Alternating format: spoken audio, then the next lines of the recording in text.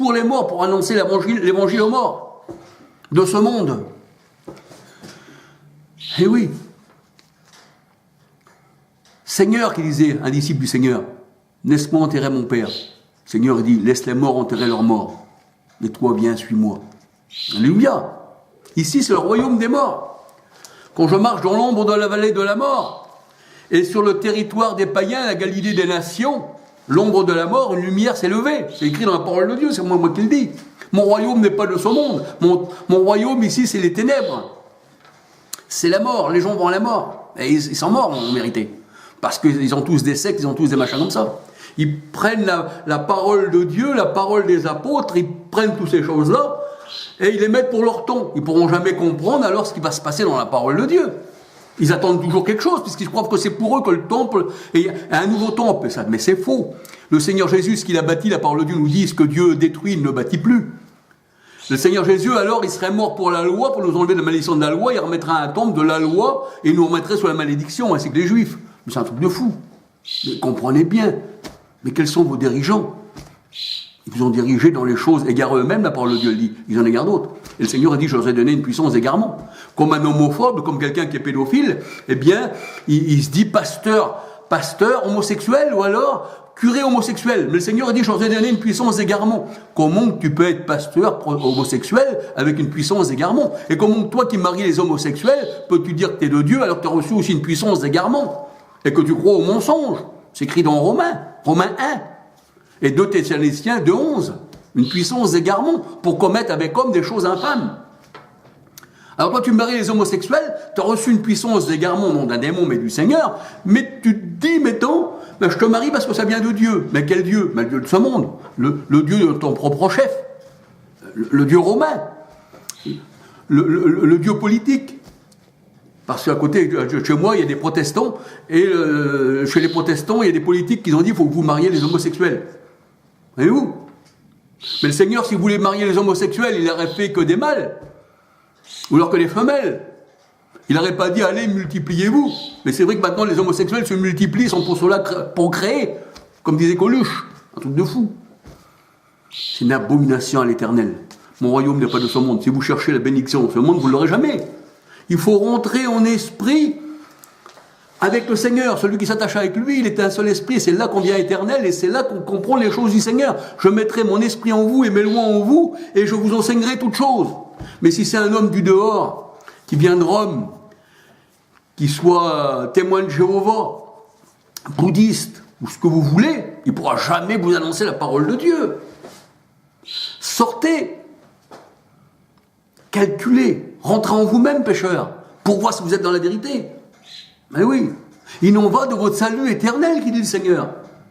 Ah oui, maintenant, si tu veux être dans une secte comme ça, et puis parce que tu veux te sentir bien, parce qu'il y a un réconfort, parce qu'il y a la famille, parce qu'il y a ça, sache bien qu'à la fin, il est réservé à l'homme de mourir, mais le Seigneur a dit, tu n'auras pas la vie éternelle, parce que vient le jugement.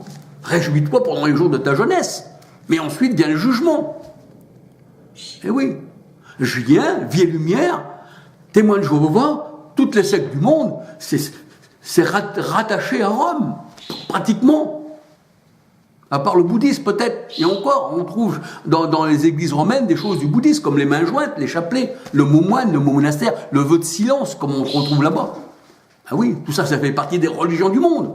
T'es mélangé dans un mélange, dans la grande mer du péché, qui est la boue, laquelle Paul disait « j'en suis sorti et j'en suis heureux », eh bien, tu es mélangé parmi un peuple pharisien, qui n'est même pas pharisien, parce que les pharisiens étaient quand même juifs. Parce que le salut vient des juifs quand même. Mais eux, bon, c'est sûr, ils étaient perdus, parce que la lumière est venue chez les siens, mais les siens l'ont rejeté. Mais c'était quand même là, malgré qu'ils étaient dans l'erreur. Mais vous n'êtes rien du tout. Vous défendez farouchement celui qui a fait du gaz cyclone pendant la guerre, le pape. Vous défendez Constantin, le premier pape, l'empereur. C'est lui qui a pris les premiers chrétiens, qui les a tués, et qui s'est fait adorer par ceux qui ont renié Christ, ces faux chrétiens, et qui a fait une église à sa manière, une abomination, et que de là, les protestants sont sortis, et qui défendent farouchement la doctrine de Rome. Mais vous êtes perdus. Et maintenant, c'est vrai qu'il y en a d'autres qui ont quand même vu que ça, c'était pas de Dieu. Ils disent que le trois dieux n'existent pas, et je suis très d'accord avec eux. Mais maintenant, de dire que Christ n'est pas Dieu manifesté en chair, car Dieu était en Christ, alléluia. Apocalypse 1, 7, 8, je suis le Dieu Tout-Puissant. Tout le monde me verra, qui dit le Seigneur. Celui qui m'ont percé, je suis le Dieu Tout-Puissant, je suis l'alpha et l'oméga. Si Jésus n'était pas Dieu, Paul ne pourrait pas dire, Christ vit en moi. Si c'est qu'un homme ne peut pas vivre en moi. Voyez-vous? La parole de Dieu nous dit que Christ, eh bien, c'est Dieu manifesté en chair, c'est Emmanuel, Dieu avec nous. Matthieu 23. Et Zacharie 11, verset 11-12, nous dit que Dieu a été vendu 30 pièces d'argent. Voici auquel ils m'ont estimé, moi l'Éternel, 30 pièces d'argent. Et nous savons que Judas a vendu le Seigneur, eh bien, Jésus-Christ, qui d'ailleurs, Jésus veut dire Dieu Sauveur, pour 30 pièces d'argent. Ça, c'est l'esprit de l'Antichrist, qui nie à la fois le Père et le Fils, parce que le Fils vivait par le Père, Jean 6, 57. Ça veut dire la chair, tu l'as, c'est le Fils, et le Père en Christ. Christ, c'est le temple du Père, et le Père est esprit. Mais on n'adore pas la chair du Seigneur. Ah non, ah non. Et même le Seigneur le disait dans Jean 6, quand on lit Jean 6, qui disait aux pharisiens, si vous ne mangez pas ma chair, vous n'aurez pas la vie éternelle. Les pharisiens disent, comment peut-on manger sa chair? Mais le Seigneur a dit, les choses que je vous dis sont spirituelles. Jean 6, 63. Eh bien, les choses que je vous dis sont spirituelles. La chair ne sert de rien. C'est l'esprit qui vivifie. Mais quand je vous ai dit ça, je pouvais dire dans mon corps. Ça veut dire de vivre de moi, alléluia. Celui qui me mange, vivra par moi, qui est le Seigneur, alléluia. L'homme ne vivra pas de pain, mais de toute parole. Et Jésus, il est la parole faite chair. Jean 1, 14. Et elle est venue parmi nous. 1 Timothée 3, 16, car Dieu était manifesté en chair, alléluia. Celui qui a vu Jésus a vu le Père. Mais le Père, comme il est esprit, on ne peut pas le voir. Donc Jésus était l'image vivante du Père. Alléluia. Et Jésus est venu à la fin des temps. C'est pour ça que la parole de Dieu, elle dit, alors à la fin des temps, je répandrai de mon esprit sur toute chair. Et Hébreux 1, verset 2 nous dit, autrefois Dieu a parlé par les prophètes, dans les derniers temps, Dieu nous a parlé par la chair, par le Fils. Voyez-vous, dans les derniers temps, il nous a parlé par la chair, par le Fils. Et même Paul disait, dans 1 Corinthiens 10, 11, disait, nous qui sommes parvenus à la fin des temps. 1 Timothée 1, 19, 20 nous dit, l'agneau immolé avant la fondation du monde. Pour le Seigneur, c'était avant la fin du monde, c'était déjà dans son plan, mais manifesté à la fin des temps. Mais à la fin des temps de quoi?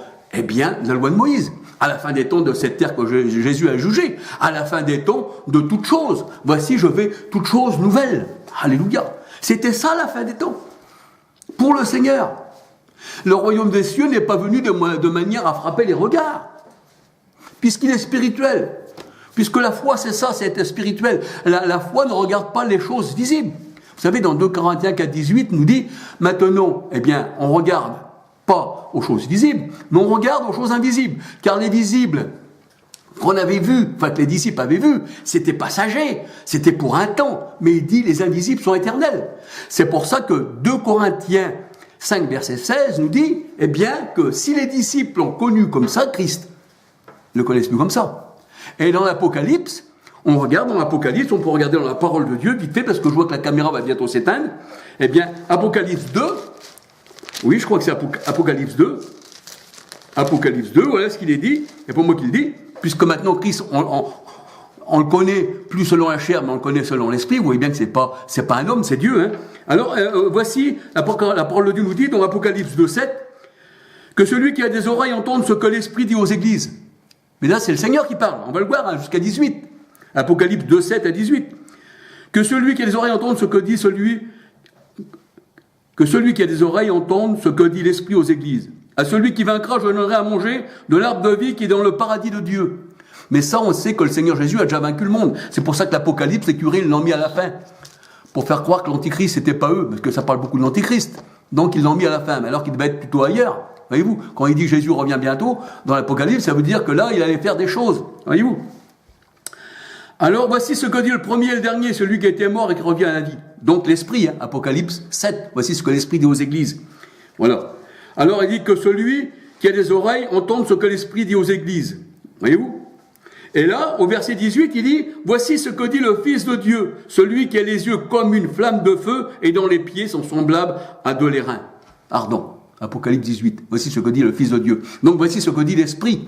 Et la parole de Dieu nous dit que Christ donne ses ordres par le Saint-Esprit. Acte 1, 2, acte 16, 6, 7.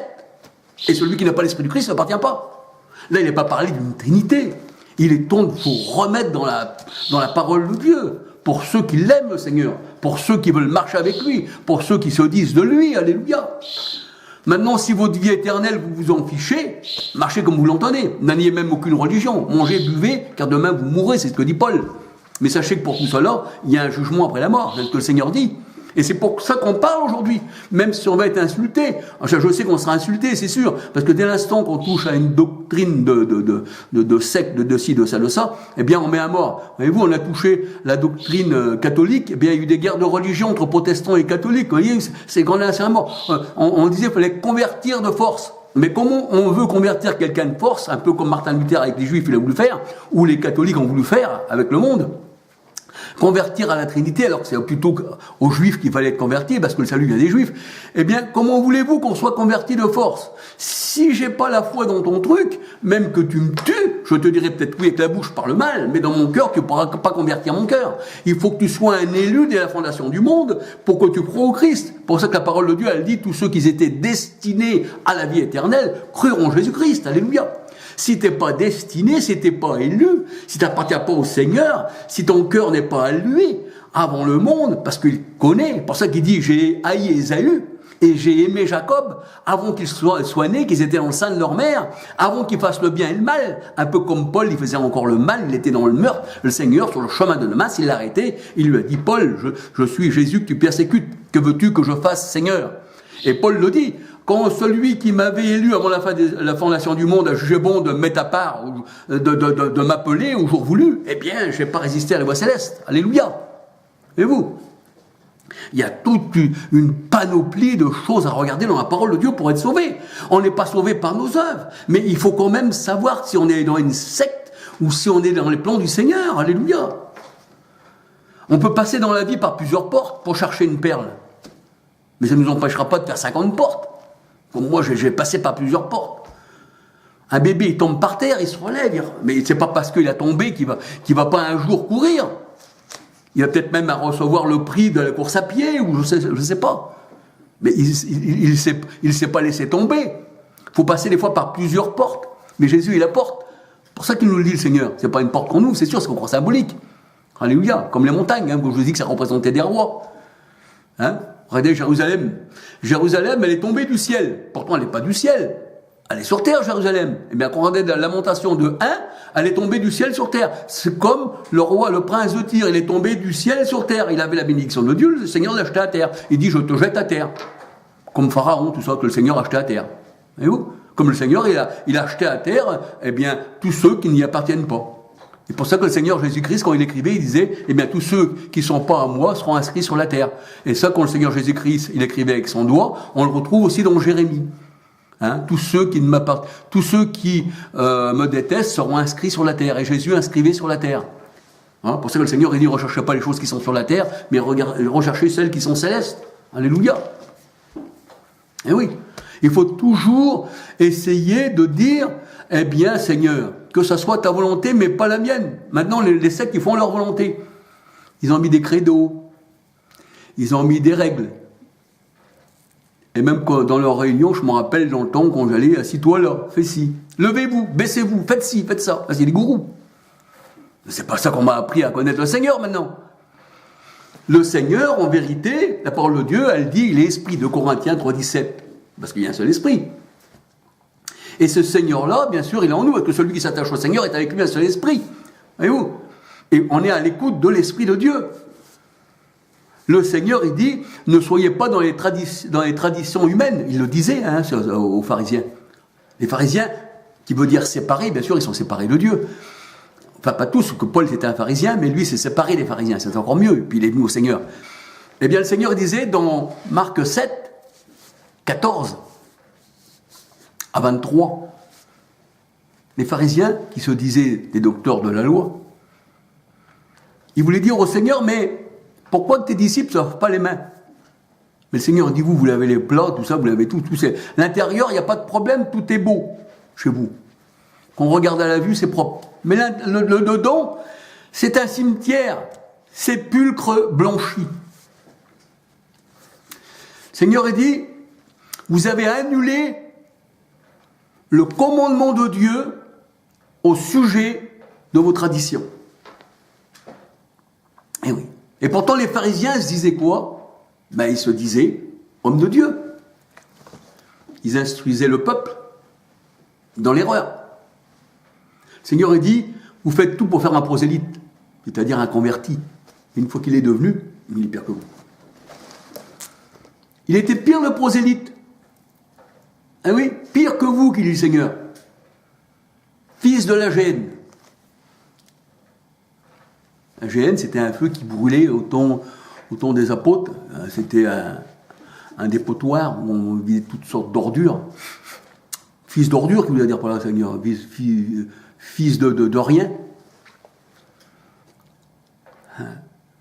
Il faut faire comme les Juifs de Béret. Parce que moi, je vous parle aujourd'hui, là, je vous parle. Je prends la parole de Dieu. Si je venais vous parler avec mes propres paroles, jetez-moi, parce que je viendrai en mon propre fond. Mais là, je parle avec la parole de Dieu. Et le Seigneur, il dit, celui qui vous écoute m'écoute, mais celui qui vous rejette me rejette. Alléluia.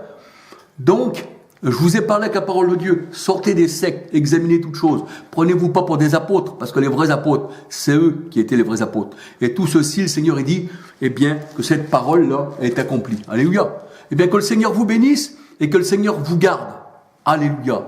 Amen. Que le Seigneur vous garde. Alléluia.